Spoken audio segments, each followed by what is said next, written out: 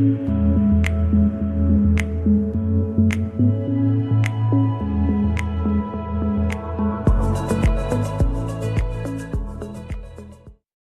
you believe that in professional soccer, male players can earn hundreds of thousands of dollars more than the female players, even when they play the same sport? In 2025, the average MLS salary was around $530,000, while the average NWSL salary was about $65,000. So why is it the same game can create such a huge difference in pay, attention, and opportunity? Hi, I'm Leanne, and I'm starting a podcast series that asks one big question. Is gender inequality in sports simply a cultural bias, or if it can be seen as one of the biggest missed opportunity in sports business? And this is episode 1 of my podcast on gender inequality in sports. I will start the series by introducing the problem of gender inequality in sports, with some surprising data, and speak with Sophia, a female ball hockey player in Hong Kong, about what inequality looks like in real life in this episode. Through this podcast, we can learn more about the disparity between participation, funding, media coverage, and sponsorship, and begin to ask why women's sport still has to prove itself in ways men's sport often does not. To understand the problem, we have to start with access.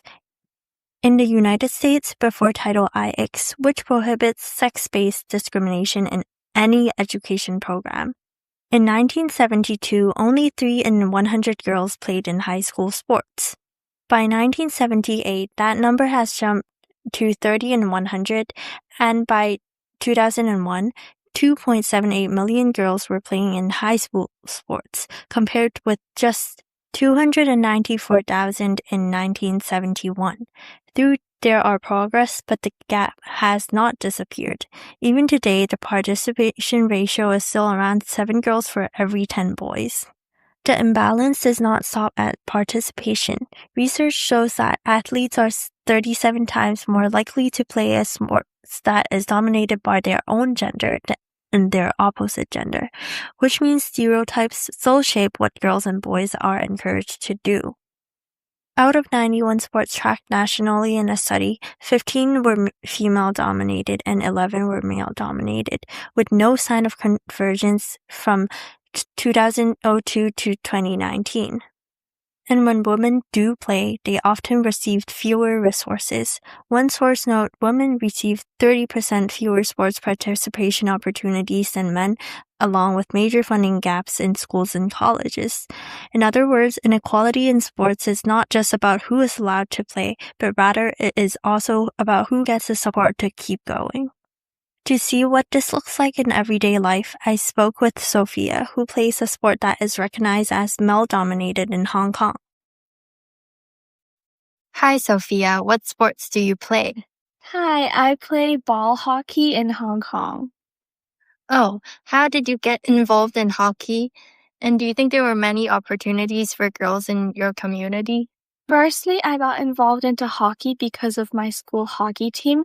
At the time, I believe there was only a male ball hockey team, but as more people took interest in it, we expanded to have a mixed team and a girls' team as well. Oh, that's nice to hear.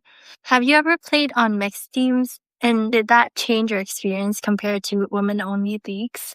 Yes, I have played on mixed teams a couple times during games, but it did change my perspective quite a bit because I discovered that in mixed teams, the playing style is much more aggressive than it usually is compared to women-only leagues. And also, there was a lot less sportsmanship, I believe, because in women's-only leagues, we are all kind of friends or we all know of each other because it's such a small community. But in mixed teams, it really changed my perspective on how competitive people can be. Oh, do you feel like people expect less from women in hockey in terms of speed, physicality, or skill? I feel that it is expected for women's hockey to be softer than men's hockey, but I believe that that is wrong because we can still be very aggressive and we can still play a very tough game between each other, even though it's a women's league. In terms of physicality, I believe that people expect us to be less aggressive because we have a different physicality to men, but it really doesn't change much because either way we're playing the same game. It doesn't change whether you're a man or a woman. Then do you feel that women's hockey get the same level of audience support as men in hockey? I don't believe that we get the same level of audience support because women's league, there's a lot less advertising for it as well as a lot less audience members, as I've noticed in the difference between playing between mixed and women only teams. When I was playing on mixed teams, we had a much larger audience and more people would show up to watch the games when compared to women's hockey, when there were really only family members and a few enthusiasts in the audience. But I believe that both of us should get the same level of audience support because it's the same game. As I've mentioned, I don't believe gender changes the fact that hockey is hockey. At the teams that you've played for, how often did you have women coaches? I've only ever had one female coach, and it really impacted me because they had a different perspective to the game compared to my male coaches. Because I believe hockey is such a male-dominated space, there's such an expectation for men as well as women. To see a successful woman in a sport that I love and being able to be close with them and receive advice from them, it was a very valuable experience for me because I learned that women have a place in hockey just like men do. Do you think more women in coaching and leadership positions would change the development of girls' hockey? Yes, I do. I believe that having more women in positions of power and coaching leadership positions within hockey will help a lot more girls see that hockey isn't just like a guy's sport. It's very open to all genders, no matter what. I think that having more women in these positions can help set the expectation that hockey is a mixed gender sport and not just a man-only sport. And in my own experience, if I had more women to look up to within the sport, I think I would have liked it a lot more when I was younger if I had people to look up to. I agree, Sophia. It was really great to have you here today. Thank you for your time. Sophia's experience captures something important. Inequality in sports is not always obvious, but it shapes everything from confidence to opportunity to who feels they belong. Firstly, it shows that access do matter, but access alone is not enough. Girls may get into sports, but still face fewer opportunities, less funding, and weaker support. Moreover, media and audience attention shape how valuable women's sports is treated. Women's sports coverage is still described as lacking in both quality and quantity, and female athletes are often framed in a feminine lens rather than performance. Despite the inequality that they face, sponsorship towards women is evidently a growth opportunity. Women's Sports Trust found that 28.9 million United Kingdom adults are aware of at least one women's sports sponsorship, and 9.96 million consumers are more likely to buy from brands that sponsor women's sports.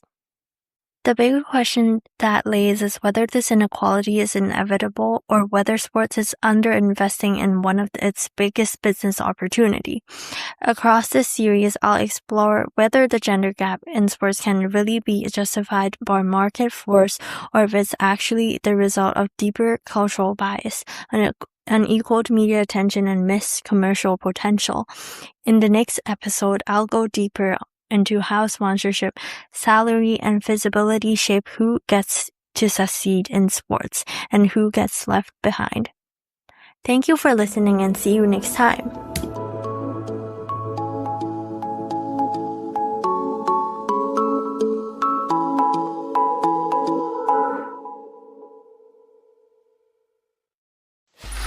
Free audio post-production.